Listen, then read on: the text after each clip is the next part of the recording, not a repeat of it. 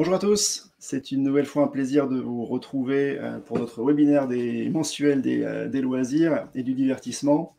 Funfair City Voltaire, c'est une nouvelle fois à moi que revient le plaisir, l'honneur de vous accueillir. Thierry étant une nouvelle fois indisponible ce matin, mais il vous adresse évidemment ses salutations et est très heureux de vous retrouver chaque mois aussi nombreux sur cette édition. La dernière avant l'été, et surtout la 10e depuis qu'on a commencé l'exercice en septembre dernier. On a abordé beaucoup de sujets différents, et celui qu'on a prévu ce mois avant la coupure estivale, on espère qu'il le sera tout autant que les autres, puisqu'on va parler vraiment de loisirs indoor. Loisirs indoor, Evelyne Villane, notre invitée aujourd'hui, présidente du SPAS, nous dira exactement ce que ça renferme. Mais en tout cas, on voit déjà sur l'image de suggestion ce que ça peut intégrer. Du karting, du bowling, du trampoline, des choses fun, des choses qu'on va retrouver, qu'on va avoir plaisir à retrouver pas très loin de chez soi, des choses qu'on va avoir plaisir à faire avec ses proches, avec ses enfants, des loisirs classiques, des loisirs innovants. Voilà, on va aborder tous ces sujets ce matin avec nos invités, puisque en plus d'Evelyne Villam, présidente du SPAS, qui nous dira un mot sur l'organisation de manière générale, on organisera une table ronde avec deux invités, Marie Puech, qui est gérante d'un site de loisirs du côté de Montauban, et Guillaume Groll, qui est responsable de la franchise d'Escape Game John Doe, qui nous diront à la fois un mot sur leur activité et puis ce que c'est que de l'exercer au sein d'un collectif important comme le SPAS, puisque c'est la trame, le thème de notre webinaire, l'union fait la force, de voir comment aujourd'hui des sites de loisirs qui sont autonomes, qui sont indépendants, qui sont de petite taille, chacun dans son territoire ou éventuellement avec des réseaux, peuvent fonctionner ensemble pour exister de manière un peu plus importante, notamment quand arrivent les difficultés. Forcément, on parlera de cette partie-ci. Voilà, donc bienvenue une nouvelle fois à tous ceux qui nous rejoignent. Et comme d'habitude, on va démarrer ce webinaire par la revue d'actualité spécifique loisirs indoor, du coup, puisqu'on essaie à chaque fois d'être en cohérence avec le thème. Et je passerai la parole, du coup, ensuite à Evelyne. Ce matin, nous allons donc aborder 6 sujets. On va aborder la question des multi-activités, puisque c'est un sujet en grand développement. On va voir qu'ils sont toujours plus nombreux, toujours plus innovants et maintenant de plus en plus immersifs. On abordera aussi la question du jeune public, puisqu'historiquement, c'est aussi par les plaines de jeux couvertes pour enfants que les réseaux de loisirs indoor ont commencé à se diffuser. On regardera également en termes de taille ce que ça peut supposer, et est-ce qu'on est toujours dans le loisir indoor ou dans le parc d'attractions, on se posera la question. On parlera de technologie, qui forcément arrive de plus en plus dans ce type d'espace. On parlera de ce que le loisir indoor peut apporter de diversification d'usage également, notamment auprès des grandes foncières qui ont de l'espace et qui se posent des fois des questions sur son usage. Et c'est l'été, forcément, bientôt on sera tous sur la route des vacances et on l'espère des parcs d'attractions. Donc on regardera un petit peu ce qui se passe en indoor, dans les parcs outdoor, avec un point sur quelques nouveautés. Sans plus attendre, premier sujet. Je vous emmène à Deauville à découvrir le site Dama Factory qui ouvrira début juillet. Alors Dama Factory, ça va certainement vous évoquer quelque chose si vous étiez présent à notre webinaire sur les escape games. C'est une expérience qui est due notamment à la société Dama Dreams, qui était notre invité sur le webinaire de mars, si je me souviens bien avec la question des escape games. Il se lance dans un nouvel univers qui est celui du loisir indoor, du divertissement convivial de proximité avec cette opération à Deauville. C'est la reconversion d'un ancien club de tennis assez grand, puisqu'on a quand même 6 hectares en tout et 1000 mètres carrés en intérieur. Et le programme est très dans l'innovation, très dans la technologie, puisqu'on a un mini-golf qu'on appellera à l'anglaise, un mini-golf fun golf ou crazy golf à l'anglaise, où on a pas seulement l'objectif de mettre la balle dans le petit trou, mais aussi de réussir des petits défis spécifiquement, notamment avec un apport important de la technologie. On a un action game sur le thème des prisons, et puis du sport loisir en extérieur, un laser game extérieur, du foot, du tennis, du padel, et puis toute une série d'autres jeux conviviaux en lien avec une offre de restauration. Voilà, donc c'est une belle nouveauté, du coup, si vous passez par là cet été, en juillet, n'hésitez pas à aller leur rendre une visite. Mais ce qu'il faut signaler également du côté des multi-loisirs, c'est les grands développements de réseaux de multi-loisirs. L'exemple avec Up2Play, qui est un acteur des loisirs qui est adossé au groupe immobilier nantais Réalité, qui en plus de son site historique, le premier qui a ouvert il y a 3 ans maintenant, du côté des Sables d'Olonne, a annoncé récemment 4 nouveaux sites pour des programmes comparables ou un petit peu différents, du côté de Tarbes, du côté de Villebon-sur-Yvette en Essonne, à Boulogne-sur-Mer et à Pornichet. Voilà, donc c'est aussi par là que passe le développement de ces grands loisirs. On parle ensuite en cohérence, ces questions des réseaux qui grandissent. Les loisirs indoor se caractérisent par une zone de chalandise plutôt resserrée, plutôt courte, ce qui permet du coup derrière une diffusion dans plusieurs types de territoires, plusieurs villes, de manière à satisfaire le nombre de personnes à capter. Et donc c'est une logique qui est à la manœuvre depuis la création de ces loisirs-là, notamment avec Gulli Park, qui, pour sa croissance, a choisi le principe de la croissance externe avec des rachats de parcs, d'autres types de réseaux. Ça a été le cas avec Whoopi Park au début de sa croissance, et maintenant avec un autre groupe de 5 parcs qui a récemment été acquis, pour étendre le nombre de Gulli Park. Donc on est sur une enseigne vraiment pour enfants, des centres avec des jeux gonflables, des parcours aventure, d'autres types de loisirs, des événements, beaucoup, le site est très connu pour ses événements. Et aujourd'hui, donc ça porte le total à environ 18 parcs pour Gulli Park sur le territoire français. Autre implantation, là cette fois c'est une seconde, puisque le site existe aujourd'hui qu'en un seul exemplaire du côté d'Annemasse, c'est l'île de Tortuga, donc un thème naturellement pirate, on y pense tout de suite avec l'image de référence, et ce site-là également a été conçu avec un objectif assez important de qualité et d'événements, va ouvrir son deuxième site du côté de Lille, dans le site de Between Village, qui accueille déjà un peu de loisirs de plus en plus, notamment avec l'espace de réalité virtuelle, e-sport Virtual Arena, EVA. Les points communs dans tous ces lieux, ce sont un univers qui est à thème, un thème de télévision dans un premier cas, le thème des pirates dans l'autre, une offre de qualité avec des décors, une immersion, un travail sur l'ambiance, et puis des événements, notamment pour les anniversaires, qui sont un bon pourvoyeur de fréquentation. Le troisième sujet, on parlait de taille, effectivement, je vous emmène à Bruxelles, où ouvre aujourd'hui même le tout nouveau Legoland Discovery Center. Donc ça, c'est un type d'attraction assez spécifique, c'est assez grand, intégralement indoor. C'est plus l'univers du parc d'attractions familial à la demi-journée que le loisir de proximité, on vient quand même de beaucoup plus loin pour le faire. On est autour de l'univers de la célèbre brique Lego, donc on va retrouver des jeux, des attractions dérivées autour de ce thème-là, on va retrouver ce qu'ils appellent le Miniland, donc une recréation des quelques monuments de la ville en briques de Lego, c'est ce qui fait le succès de ce type de parc. Legoland existe aussi en extérieur, c'est aussi des grands parcs d'attractions extérieurs, avec des montagnes russes, avec d'autres types de manèges, et il y a une déclinaison importante en intérieur, puisqu'aujourd'hui, Legoland Discovery Center, c'est dans 27 villes différentes et sur 4 continents, donc c'est largement diffusé, et je crois que celui de Bruxelles maintenant est celui le plus proche de la France, puisqu'on en a un également en Allemagne, mais qui est un petit peu plus éloigné. Voilà.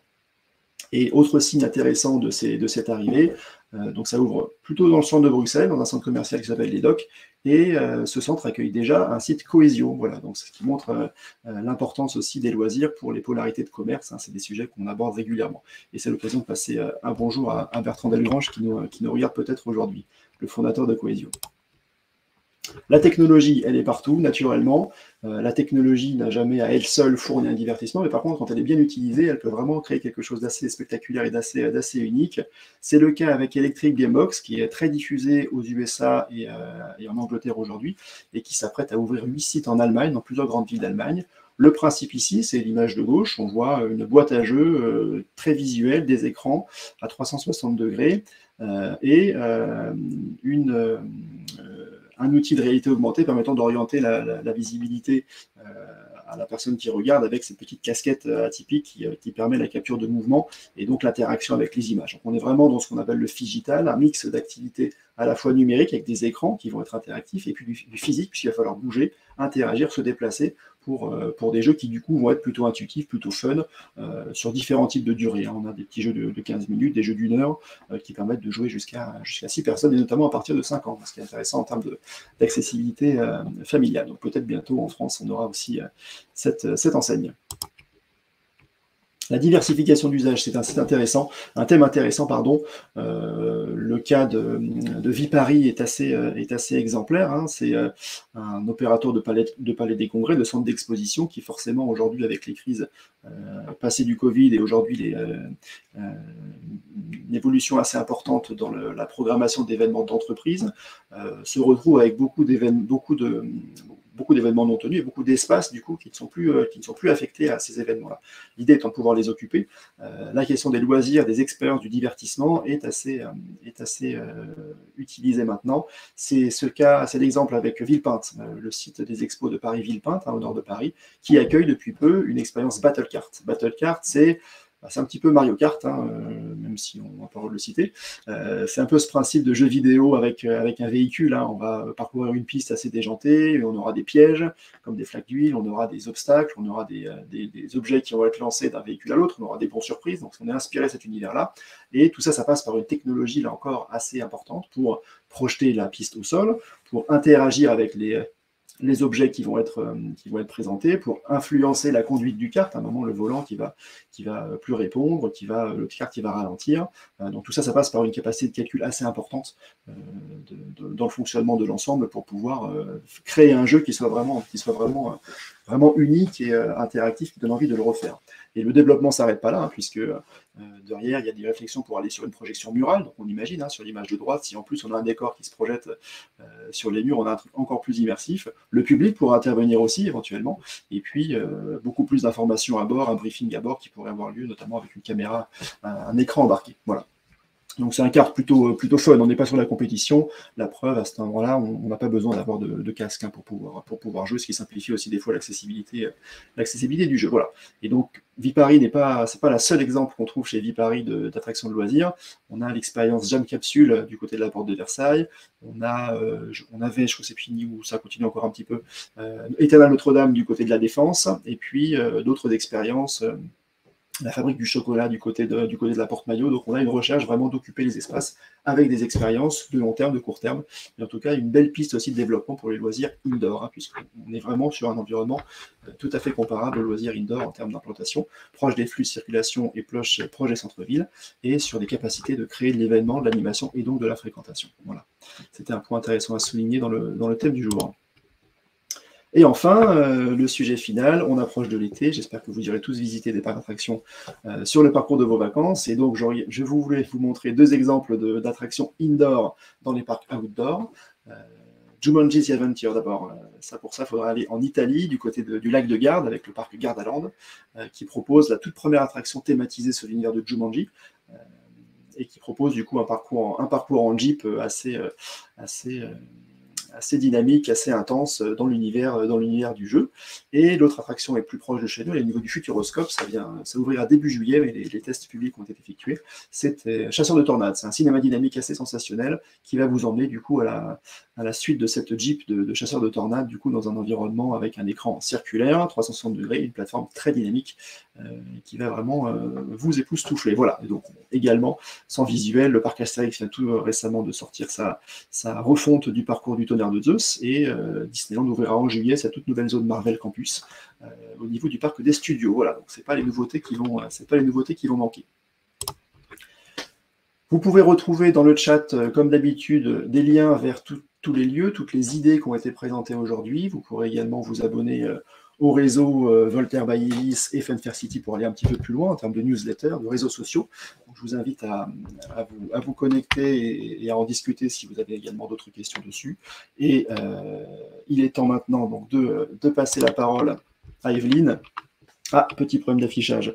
C'est pas grave, on va préférer l'original à la copie en faisant intervenir Evelyne du coup à l'écran, qui va nous présenter donc Evelyne Villam, qui est une grande professionnelle des loisirs en France, qui est maintenant présidente du SPAS, syndicat association des loisirs indoor, elle nous en dira un mot, et on la retrouvera ensuite pour la partie table ronde avec nos deux autres invités. Voilà, merci, bienvenue Evelyne, heureux de t'accueillir avec nous aujourd'hui pour parler de ce sujet qui nous tient tous à cœur.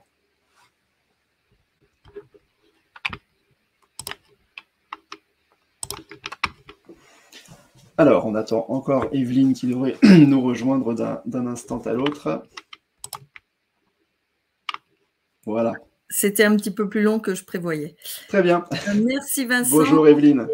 Bonjour à tous ceux qui nous regardent aujourd'hui. J'en connais un certain nombre et ça fait plaisir de voir que le monde des loisirs existe dans toutes ses formes. Et moi, maintenant, je vais vous parler effectivement du SPAS, qui est vraiment l'association des loisirs indoor. Alors, pourquoi Space? Parce que en réalité, c'était espace. Et l'association a commencé avec les loisirs pour enfants, les parcs de jeux pour enfants, et ensuite de ça, c'est étendu à l'indoor. Voilà. Alors, Vincent a énormément parlé et avec grande sagesse et grande connaissance de l'évolution des loisirs. Et donc, on peut en déduire tout de suite que le monde des loisirs indoor n'est pas du tout un monde terminé et que l'évolution est là et que c'est un secteur encore jeune, je dirais, puisqu'à part les bowling qui ont commencé vraiment dans les années 60-70, la nouvelle vague a commencé au début des années 2000. Donc, c'est vraiment récent. Et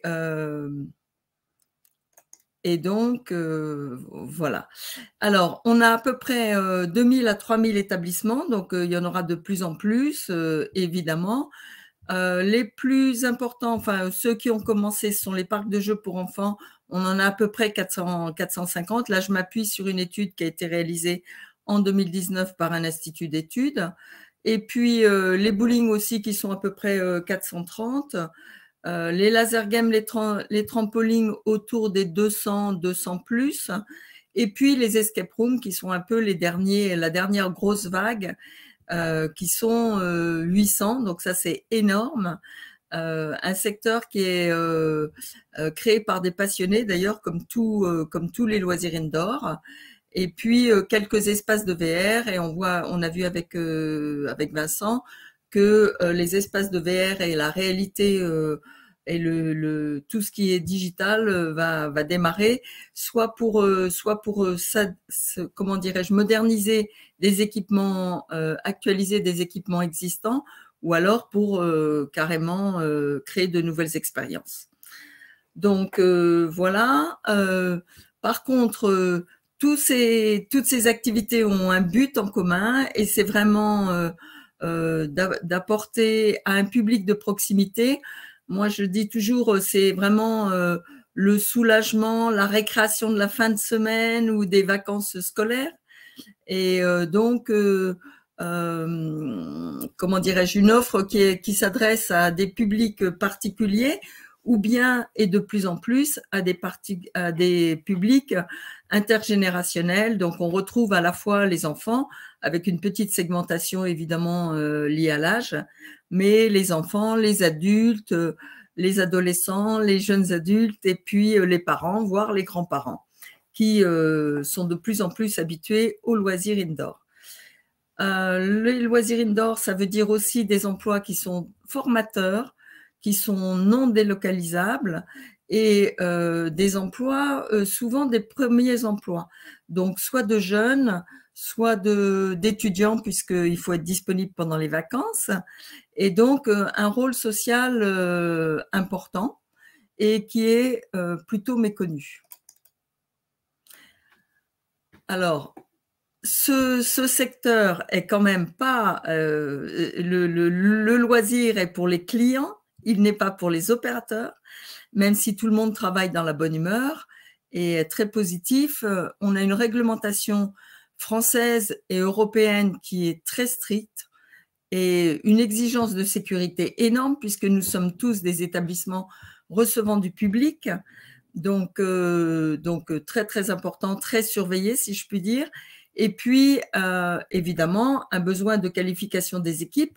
Donc, non seulement des équipes d'accueil ou de restauration, puisque même si on a un petit snack, on a évidemment à respecter toute la législation et la sécurité, la réglementation sur qui concerne tout ce qui est les restaurants et la nourriture.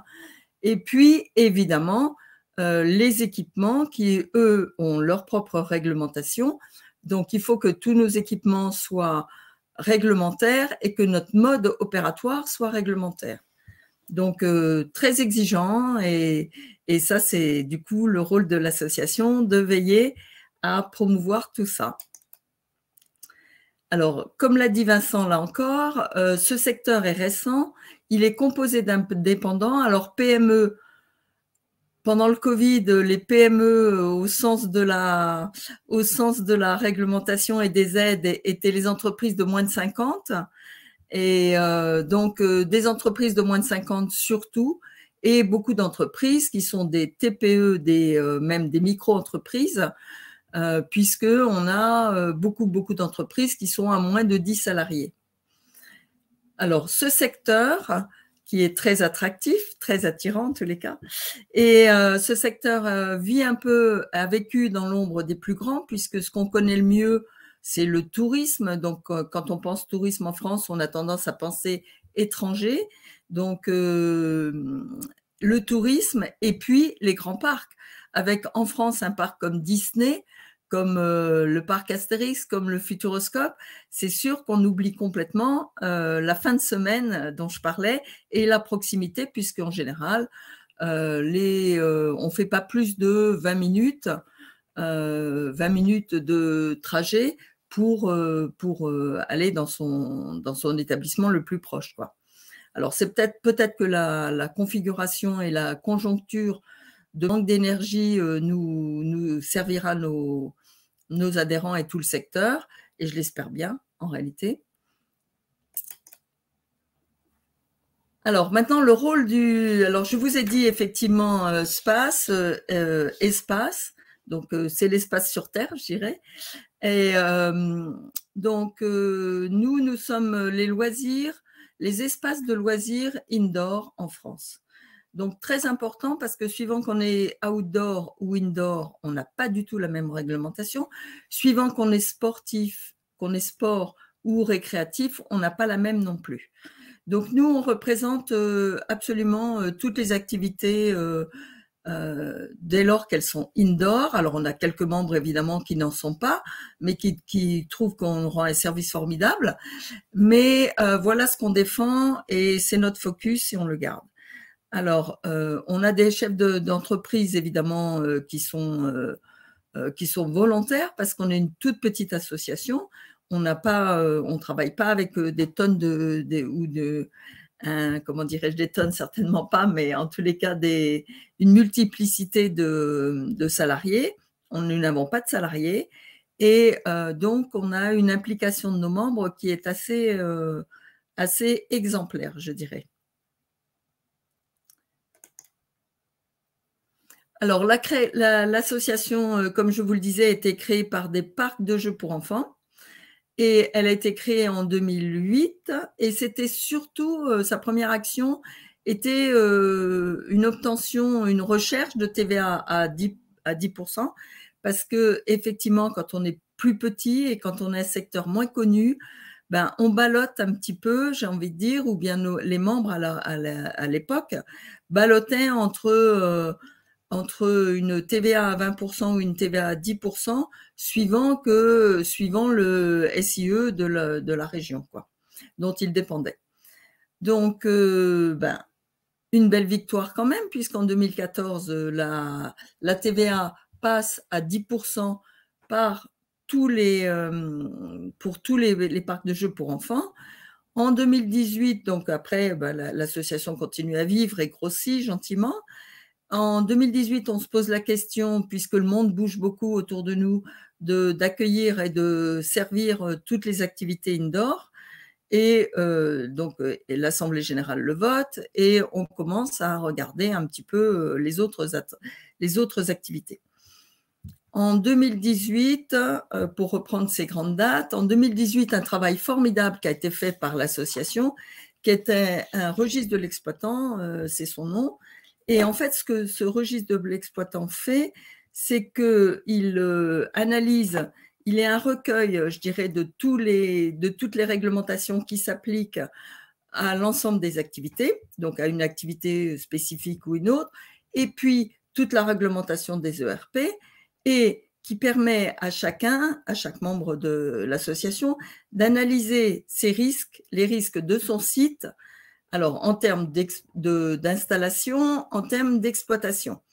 Nous sommes tous soumis à des contrôles réguliers de la DGCCRF, ça c'est sûr, et d'organismes de contrôle pour être sûr que nous assurons la sécurité qui est nécessaire évidemment pour s'amuser en toute sécurité.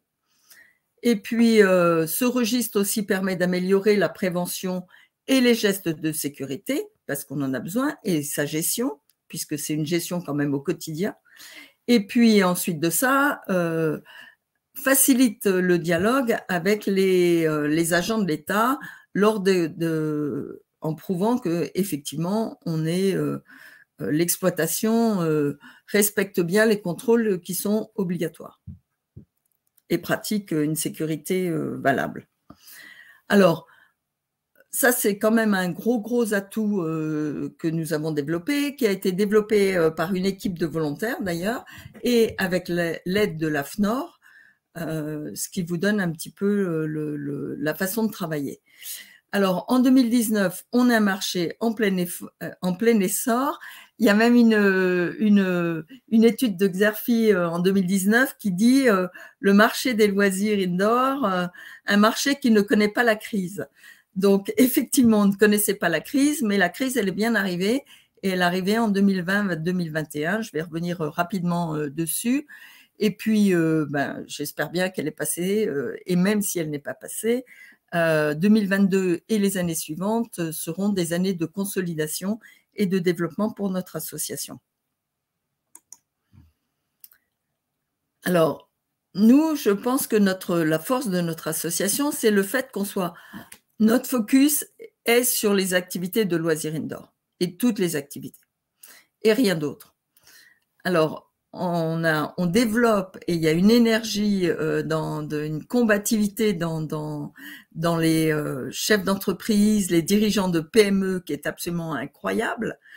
C'est quelquefois plus difficile à mobiliser puisque tout le monde opère, ça veut dire que tout le monde est sur le terrain. On n'a pas affaire à des grandes entreprises ou avec des services spécialisés, je connais ça, mais là, on a affaire à des chefs d'entreprise qui, quand il manque de personnel, comme c'est le cas aujourd'hui, ou comme où ça arrive aussi en temps normal, eh bien, ce sont les patrons qui sont sur le terrain. Et ce n'est pas Marie et Guillaume qui me diront le contraire. Voilà, notre principe à nous, c'est de donner pour recevoir. Donc, on demande à tout le monde de contribuer. Et voilà. Et ça marche. Alors, là, vite fait, la stratégie qui avait été déployée pour la réduction du taux de TVA en 2011. Donc, c'était la constitution d'un groupe de travail, la mobilisation du secteur, récolte des données, recherche de soutien politique, ça, on en a besoin, et c'est pas quelque chose qu'on peut entretenir, je dirais, en recrutant des lobbyistes à longueur de temps, et donc un recours à des experts, puisque on a chacun a ses limites. Et alors, 2020, qu'est-ce qui se passe? Puisque face à la crise, on réalise très vite que notre secteur n'est pas connu. Donc, on a choisi de faire émerger le secteur au niveau local, puisque c'est au niveau local qu'on est connu, pas au niveau national. On s'en est très vite rendu compte. Personne ne savait ce que c'était qu'un laser game, qu'un escape game, à moins de l'avoir fait avec ses enfants, avec des collègues.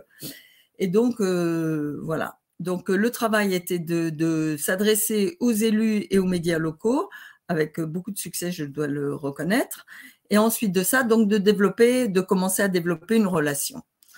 Et ensuite de ça, on a réussi, grâce à ces relais locaux et à des élus qui nous ont quand même fortement compris, appuyés, puisqu'on a eu 4 amendements à l'Assemblée nationale et 4 amendements également au Sénat. Donc, c'est vous dire que la stratégie peut être gagnante, pour autant que la cause soit valable, évidemment. Et donc, ensuite de ça, on a réussi à avoir le ministère de l'économie, donc le ministre de l'économie des PME. Et puis, ensuite, on a eu une relation directe avec les conseillers au commerce, parce que c'est pas le tout d'être inconnu, mais on était très mal identifiés en termes économiques. Et donc, on a dû faire tout ce travail, produire des situations et des chiffres. Je peux vous dire qu'on a passé vraiment une année une année économique, si je puis dire. Et finalement, on a obtenu les aides, donc d'abord évidemment le fonds de solidarité, puis les aides coûts fixes, une fois que le gouvernement avait réalisé la difficulté de notre secteur. Pour beaucoup, ça veut dire notre secteur, ça veut dire des loyers qui sont très élevés et la simple prise en charge du chômage partiel ne nous aidait absolument pas. L'autre, c'est les investissements, même si par rapport à des grands parcs, les investissements ne sont pas élevés, ils le sont quand même et ne faisant pas partie des coûts fixes puisque c'est des remboursements d'emprunts. Voilà. Donc, malgré tout, comme disait Churchill, ne jamais laisser une bonne crise se perdre.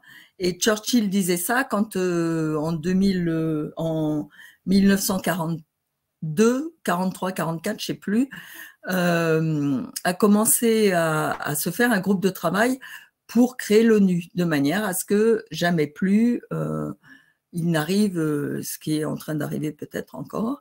Mais voilà, et donc de chaque situation négative, j'ai envie de dire, ou de chaque crise, il faut sortir gagnant et sortir plus grand.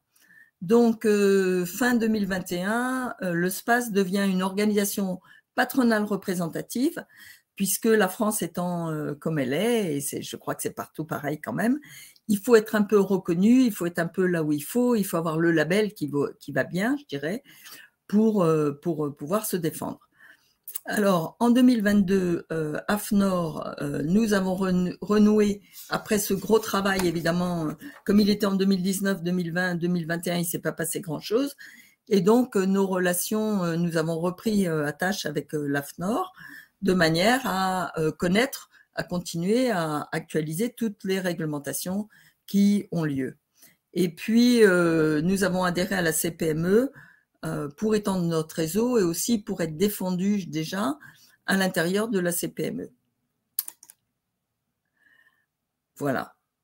Et puis, alors nous, le rôle, évidemment, nous accueillons de nouvelles activités en longueur de temps. Donc, nous accueillerons Battlecart et des nouveaux lieux comme Villepinte et autres.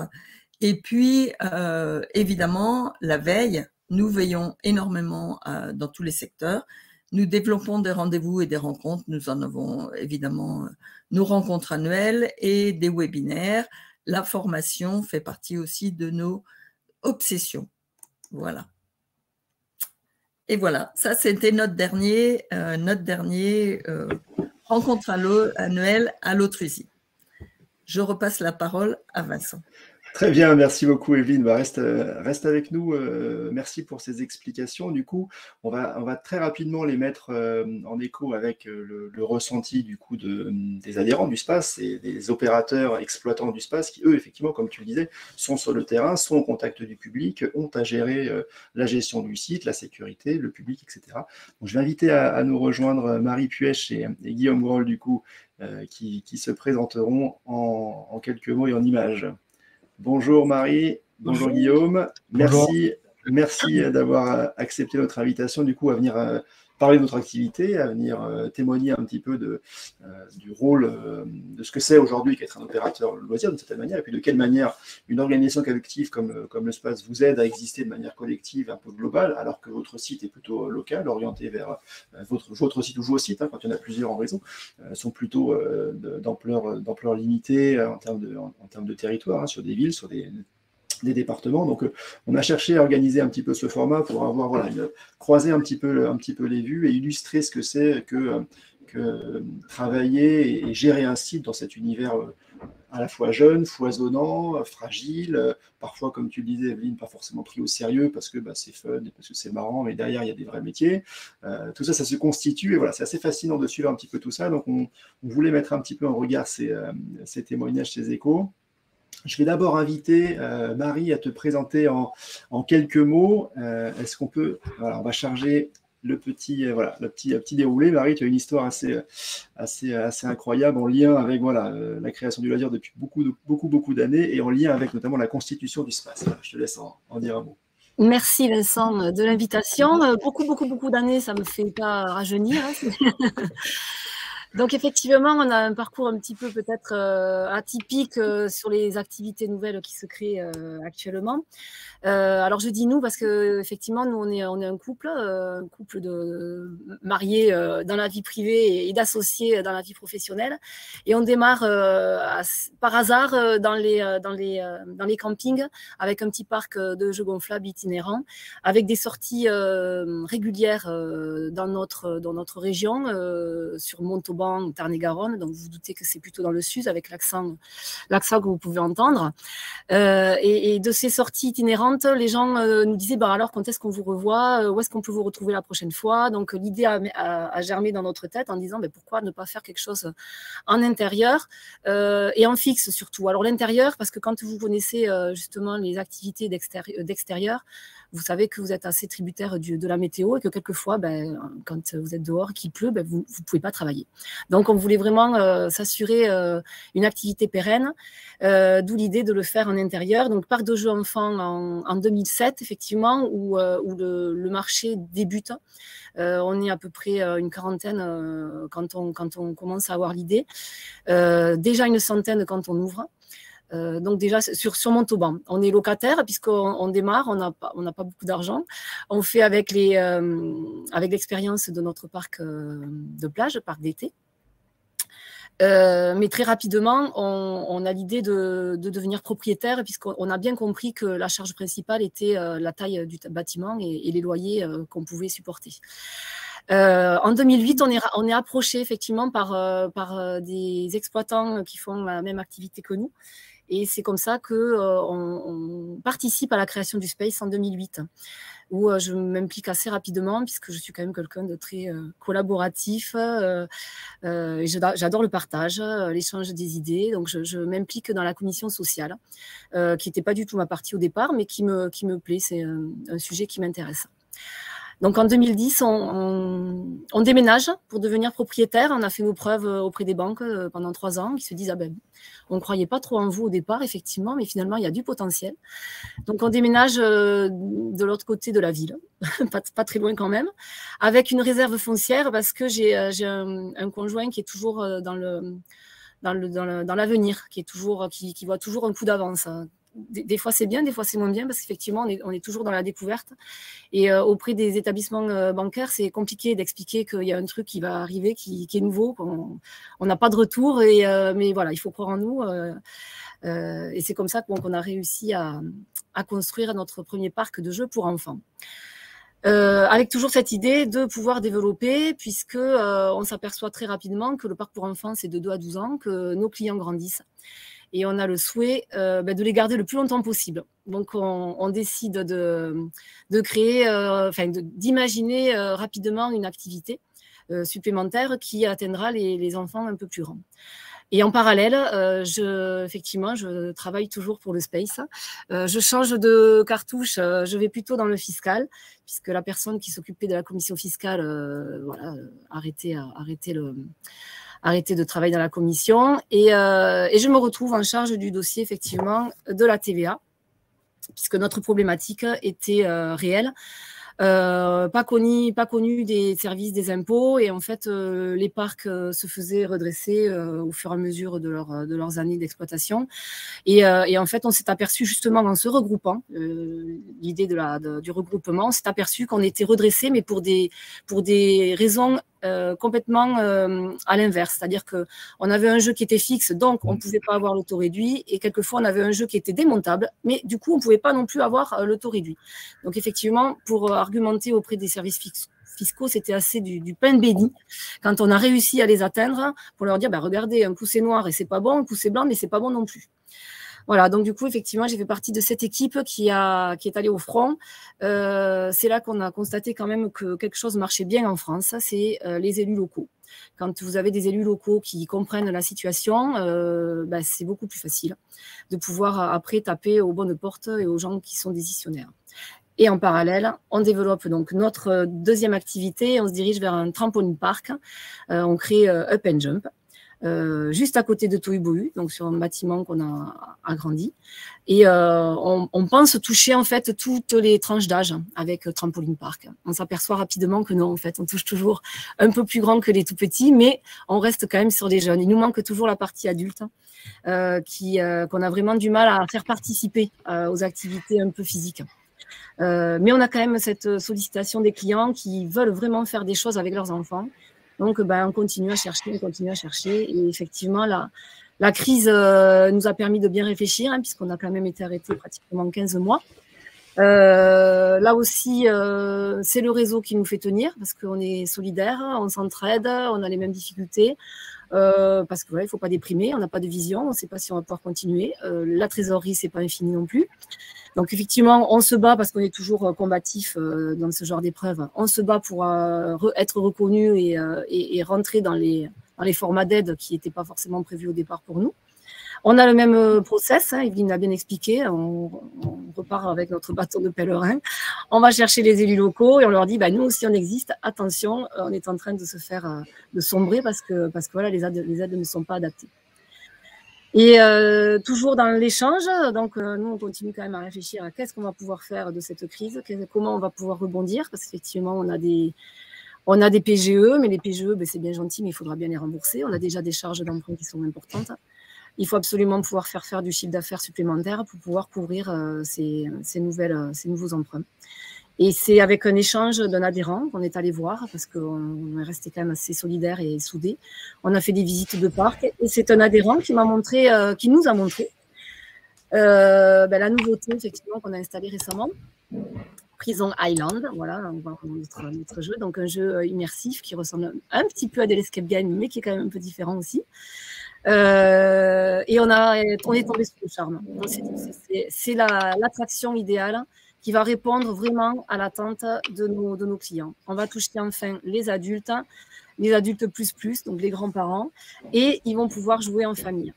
La deuxième problématique qu'on a dans les parcs de loisirs pour enfants, c'est qu'on ne peut pas travailler en semaine parce que les enfants forcément sont à l'école. Et on a donc une belle entreprise qui pendant 4 jours semaine ne fonctionne pas, on est fermé puisqu'on n'a pas le public. Et avec cette activité, on découvre qu'on va pouvoir enfin exploiter l'activité en dehors des périodes scolaires, en touchant un public adulte, un public d'entreprise, puisque là on était plutôt sur de la famille, et on touche maintenant les entreprises. Voilà, en parallèle, du coup, j'ai lâché la commission fiscale. J'avais accompli ma mission et j'ai enchaîné sur la commission sociale et je conclus sur la participation du Space par cette commission à la commission paritaire nationale de la branche. Donc toujours pour être présent et reconnu et faire remonter effectivement nos problématiques et notre fonctionnement. Voilà, merci Marie. Très bien. Du coup, tu as devancé pas mal des questions, des thématiques du format table ronde de tout à l'heure. On verra comment les récupérer. Guillaume, bienvenue. Merci aussi à toi d'avoir accepté. Même exercice du coup de te présenter en quelques mots et on reviendra après sur les quelques thématiques qu'a abordé Marie. Parfait. Merci, bonjour à tous. Donc, je suis Guillaume Greul, je suis un des fondateurs de John Doe Escape Game. Donc, on a créé l'entreprise en 2015. Donc, comment ça s'est fait? Enfin, comment moi j'ai atterri là-dedans? L'opportunité de création d'entreprise et mon amour pour les énigmes et pour les jeux et pour la création et on va dire mon esprit un peu fou, voire même pervers d'imaginer comment je peux enfermer des gens et leur torturer l'esprit pendant 1 heure. Donc, j'ai pu mettre tout ça à profit du coup au sein de l'Escape. Donc, on a ouvert en 2015 à Lille. Donc, on est avec mes associés, on habitait à Paris et il s'avère que Paris, c'était déjà, bref, il y avait déjà trop de monde et pour nous, c'était un trop gros investissement. Donc, on voulait un espèce de mini Paris. Donc, Lille était parfait. Donc, on a ouvert à Lille pour commencer. On a habité sur le chantier pour faire le premier chantier nous-mêmes. Et ensuite, en fait, ça a tout de suite très, très, très bien marché, beaucoup plus que ce qu'on attendait. Donc, on est rentré à Paris, on a ouvert le siège, donc les bureaux, qui a récemment redéménagé à Lille pour des raisons économiques et pour plein de raisons. Et donc, on a ouvert ensuite à Nantes, Bordeaux, Lyon et Strasbourg. Donc, on les a tous ouverts en propre plutôt qu'en franchise. On a été approché par énormément de personnes qui voulaient ouvrir des franchises John Doe, mais on s'est vite rendu compte que c'était un autre métier, que c'est pas notre métier, que notre métier, c'est d'ouvrir des agences, de créer des jeux et de les faire tourner. Toute la marque John Doe est entièrement tournée autour de l'univers des agents secrets. Donc, on transforme nos joueurs en James Bond, hein, l'équivalent, avec une petite touche de... Alors, j'ai toujours un petit peu du mal et je ne donne jamais les bons exemples, mais c'est pas très grave. Avec une petite touche un petit peu d'humour ou alors d'agent secret raté qui fait, qui est un petit peu gauche et qui fait toujours plein d'erreurs sans le vouloir, mais qui reste quand même attendrissant et qui reste quand même drôle et qui reste humain. Et donc, ça revient bien dans notre état d'esprit. Donc, John Doe, hein, qui est le nom que l'on donne aux personnes non identifiées aux États-Unis. C'est l'équivalent de Monsieur Martin ou Monsieur Tout-le-Monde, mais Monsieur Martin Escape Game, c'était beaucoup moins classe que John Doe Escape Game. Donc, on a décidé de partir sur ce créneau-là. Et voilà, donc nous, on transforme vraiment nos joueurs en agents secrets à partir du moment où ils commencent à réserver jusqu'au moment où ils partent de chez nous, voire même après si on y arrive. On a aussi très vite, donc on a les offres B2C, hein, donc l'escape game classique où vous venez réserver en famille, entre amis de 8 à 92 ans, ou même, voire même plus. Où ça nous arrive souvent d'avoir des équipes avec les petits-enfants, les parents et les grands-parents. Ce sont mes parties préférées. Et on a aussi tout de suite donc voulu développer les offres pour entreprises, puisqu'on avait la problématique de l'escape pour le public, ça remplit le soir et le week-end assez naturellement, et les vacances, mais comment est-ce qu'on remplit la semaine? Donc les entreprises. Donc on a toute une offre qui est calée autour des besoins du coup de ces entreprises. Donc du séminaire, du buffet, des repas traiteurs, des jeux dans lesquels nous on se déplace dans les entreprises, on va installer nos jeux, du jeu, un petit peu de jeux sur mobile, un petit peu de tout, et surtout d'avoir des agences avec assez de salles pour pouvoir accueillir un grand nombre de joueurs. Donc on est au minimum sur 4 salles, au maximum sur 7, voire bientôt 8. Donc voilà, ça nous permet d'avoir des très grands groupes puisque le jeu se fait de 2 à 6 joueurs par salle de jeu. Et on a enfin, on a donc pour terminer cette présentation, une forte appétence également pour l'événementiel. Donc on a fait, dès l'ouverture, on a été 2 semaines après l'ouverture, on a été contacté par la SNCF à Lille qui voulait faire un escape game dans le TGV Lille-Paris qui dure pile poil 1 heure. Donc on a bien sûr répondu présent et on a fait un jeu c'était en 2016 et je trouve toujours le jeu aussi bien et aussi cool. On a intégré en fait des employés de la SNCF à l'intérieur du jeu qui du coup devaient se faire passer pour des joueurs pendant toute l'heure de jeu et qui finalement s'avéraient être les méchants, mais ça les joueurs ne s'en rendaient compte qu'à la fin. Donc c'était un petit, un espèce de petit module qui était très très intéressant dans le jeu. On a réitéré l'expérience en début 2020 avec la Renfe, SNCF Renfe, on a fait du coup Paris-Barcelone. Et là, en termes de gestion de jeu, la personne qui était dans la salle avec eux était accrochée, en fait, menottée au rack à bagages. Et les joueurs devaient le délivrer. Pour le délivrer, il y avait la clé à l'autre bout. Il fallait faire revenir la clé le long d'un fil qui était bien sûr bloqué par des cadenas. Mais voilà, plus les cadenas s'ouvraient, plus la clé avançait, plus on se demandait si vraiment il fallait libérer cette personne ou s'il fallait attendre et la livrer à la police. Donc c'était aussi une autre manière d'apporter du jeu, de la réflexion et surtout une évolution dans l'histoire, puisque c'est donc, d'après nous, l'un des secteurs porteurs de l'escape game, c'est d'aller vers plus d'immersif, plus d'histoire, un petit peu plus de jeu de rôle tout en restant accessible. Donc c'est là où on va devoir mettre les curseurs aux bons endroits. Et c'est comme ça qu'on voit l'escape game. Au niveau du space, donc on a rejoint fin 2020, donc en pleine crise, parce que voilà, c'était l'époque où le space s'ouvrait à d'autres activités, notamment aux escape games, puisqu'on est aussi du loisir indoor. L'escape game, nous, entre gérants, on s'organise principalement autour d'un groupe Facebook des gérants d'escape game, et on y discute et on partage des informations là-dedans. Et il fallait qu'on passe à un niveau de professionnalisation supérieur. Donc, donc le Space nous a accueillis. Et on est donc, on va dire, les petits jeunes, les petits nouveaux. Je ne parle bien sûr qu'en termes d'activité de l'association. Et on est très bien accueillis et on a largement du travail et de quoi s'investir. Donc, on le fait avec grand plaisir pour mes collègues et pour mes concurrents amicaux, pour mes collaborateurs avec qui ça se passe très bien. Et voilà, et donc moi je suis au conseil d'administration depuis début 2021, mi-2021, et également dans la commission communication. Donc, on va, comme l'a dit Evelyne, on ne va pas laisser une bonne crise se perdre. Donc, on va profiter de cette crise pour rebondir et pour comment dire, améliorer l'image de marque du Space, et voilà, pour montrer à quel point le Space est une association professionnelle et sérieuse, et on n'est pas juste un ensemble d'entrepreneurs un peu foufous qui avaient encore envie de jouer sur des ballons gonflables et au laser game, mais que voilà, déjà que nos clients ont besoin de nous, puisqu'on est obligé, même si on est non essentiel, les clients ont besoin de nous pour s'amuser, parce qu'on est obligé de s'évader, sans même parler d'escape, hein, mais de manière générale, dans le loisir, on est obligé de pouvoir s'évader l'esprit pour garder une bonne santé mentale. Et donc, nous, on est là. Et même si on propose du jeu, en fait, on propose du jeu, mais de manière très sérieuse. Donc voilà, donc c'est un petit peu ce que je retrouve au sein du Space. Et c'est très bien, c'est très gratifiant. Merci, merci Guillaume. Pardon, je te laisse finir. Non, et donc c'était donc juste pour conclure que du coup, moi, je prends un petit peu le chemin inverse de Marie, puisque Marie vient d'une activité pour enfants et s'ouvre à une activité pour adultes, et nous on fait donc l'inverse.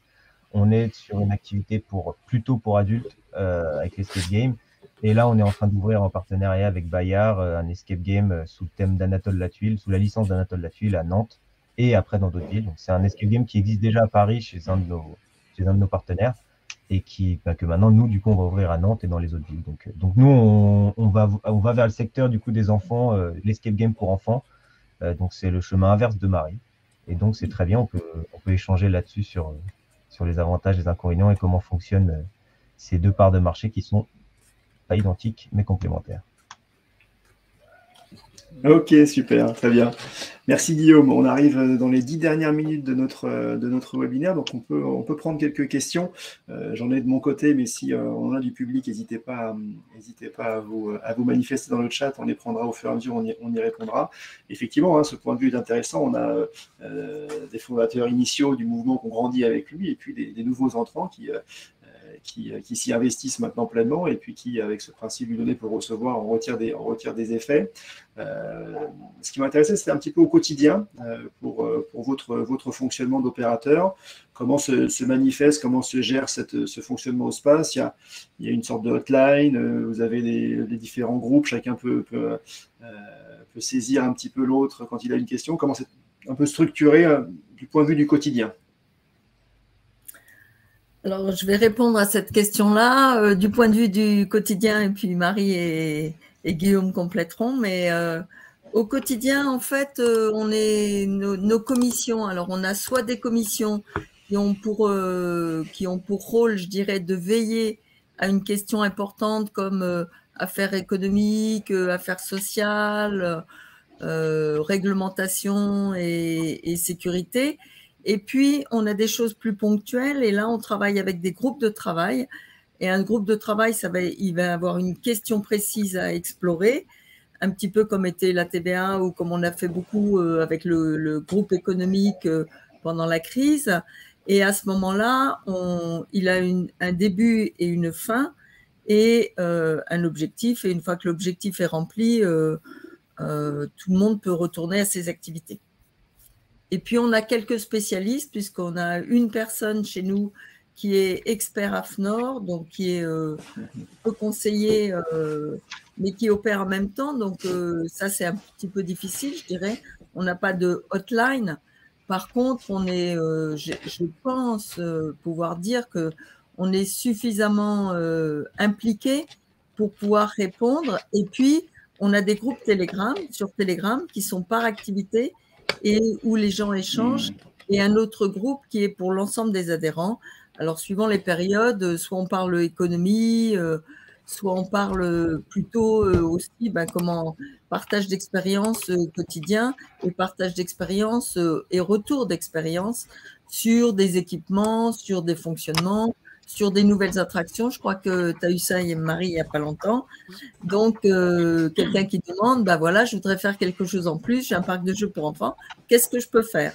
Et là, c'est vraiment un système d'entraide et de partage.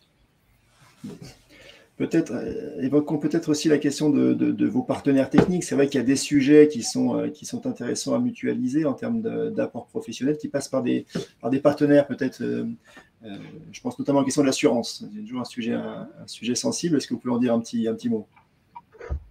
Marie, peut-être. Oui, je peux rajouter, effectivement, dans ces différentes commissions qui sont structurées avec des personnes qui s'impliquent, on peut choisir des thèmes précis, parce qu'on a entendu justement dans nos échanges des préoccupations d'adhérents.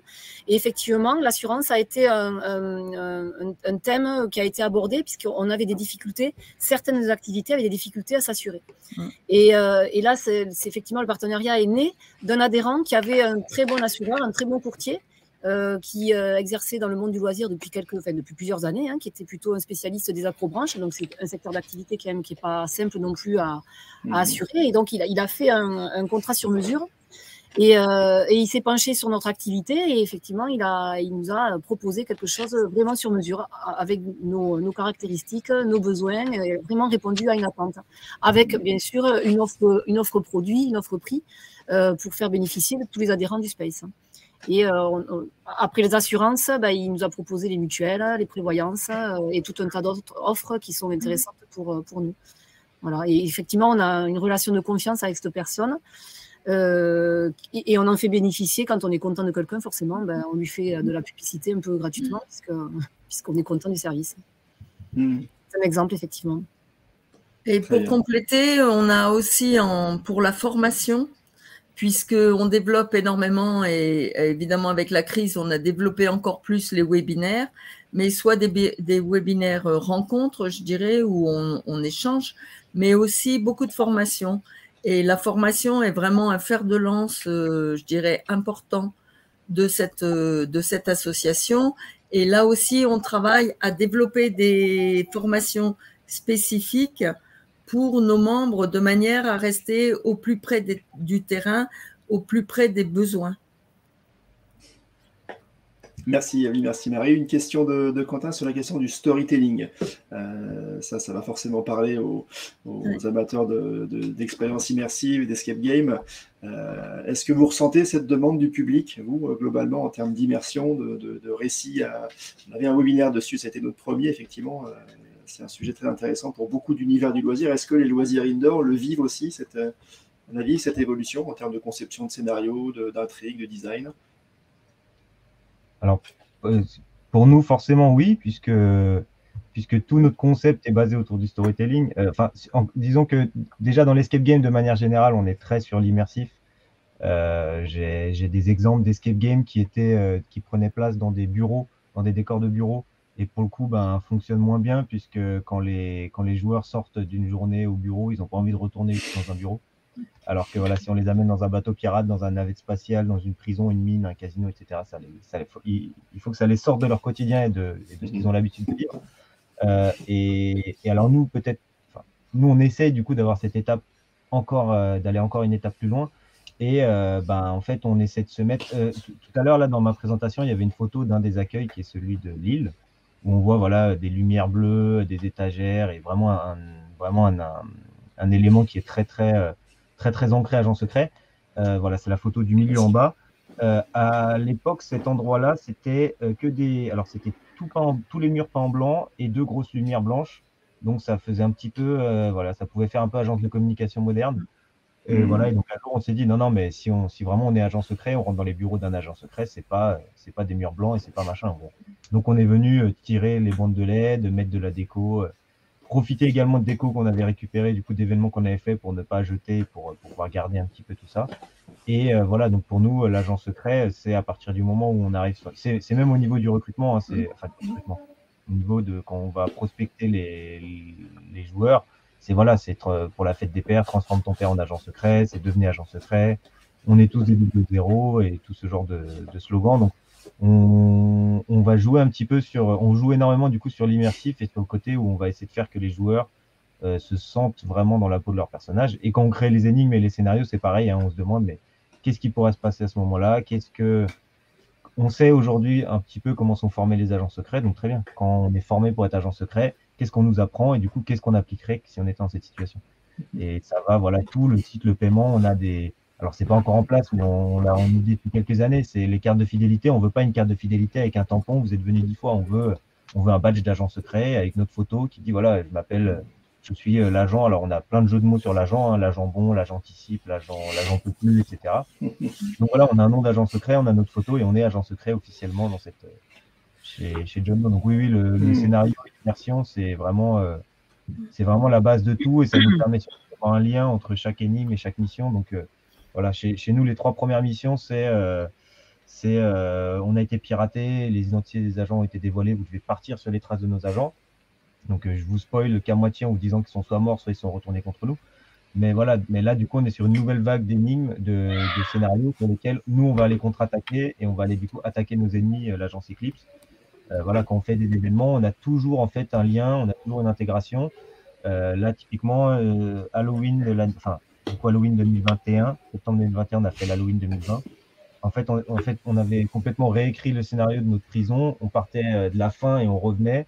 Et en fait, c'était un préquel d'un événement qu'on avait fait à Halloween en 2017. Et donc, du coup, l'histoire, en fait, chacun de nos scénarios peut se placer sur une timeline et du coup peut être suivi. Donc, si vous venez jouer chez nous un jour à une mission et un jour sur une autre, vous pourrez vous replacer dans l'histoire. Ça peut être autre chose. Voilà. C'est très important. Merci. Sur les loisirs plus… Oui, vas-y, Evelyne. Sur les loisirs j'ajouterais juste que ça dépend quand même de la cible. Parce que la cible adulte, je suis d'accord qu'il y a de plus en plus besoin d'immersion, de décor. Mais chez les enfants, autant pour certains événements comme pour leur anniversaire, il y a des parcs de jeux qui les mettent dans une ambiance, qui les mettent dans un rôle. Donc, soit princesse, peu importe quoi, le cirque ou je ne sais pas quoi. Mais par contre, les enfants, ils ont l'imagination en eux. Donc, ils ont la chance, et peut-être les opérateurs ont la chance, de ne pas avoir besoin, je dirais, d'aller dans l'immersion. Les enfants, ils y sont. Par contre, peut-être pour les parents qui les accompagnent. C'est vrai, effectivement, il faut pouvoir parler à tout le monde.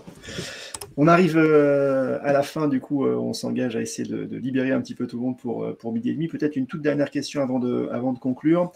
Sur l'avenir, du coup, il y a eu un beau chemin de parcouru, de très belles évolutions récentes, notamment à la faveur des perturbations. Est-ce qu'il y a d'autres envies maintenant? Vous avez ce collectif pluridisciplinaire, pluriloisir. Est-ce qu'il y a d'autres sujets que vous avez envie de développer maintenant? J'ai envie de dire qu'il y a des sujets qui s'imposent, au-delà de ce qu'on a déjà dit, qui est de professionnaliser tout ce qu'on faisait et tout ce qui était fort, les forces de l'association. Il y a des sujets qui s'imposent comme la RSE.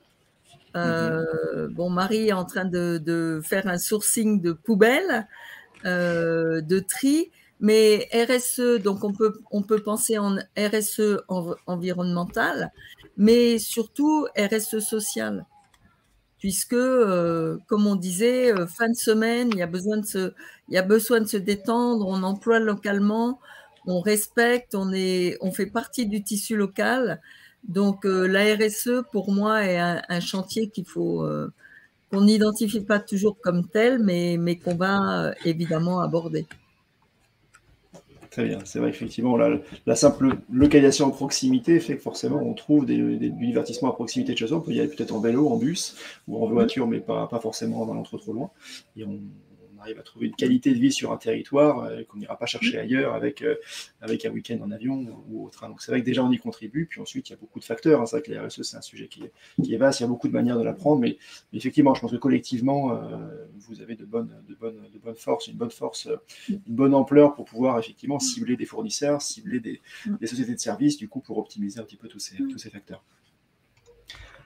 Très bien, merci à tous du coup, Evelyne, Marie-Guillaume pour avoir participé à cette édition. Merci à Claire et à Clotilde en coulisses qui rendent tout ça possible avec la modération et avec le petit visuel du coup qui est si réussi effectivement et qui donne toujours envie de se connecter. Merci du coup au public pour être présent à chaque fois et notamment nos auditeurs, notre public le plus fidèle. C'est l'été bientôt, alors profitez-en. S'il pleut, ce qu'on souhaite toujours aux acteurs du loisir indoor, n'hésitez pas à vous y rendre. Il y a toujours une offre, vous serez toujours bien accueillis. Et nous, on se retrouvera du coup à la rentrée. Alors, on n'a pas encore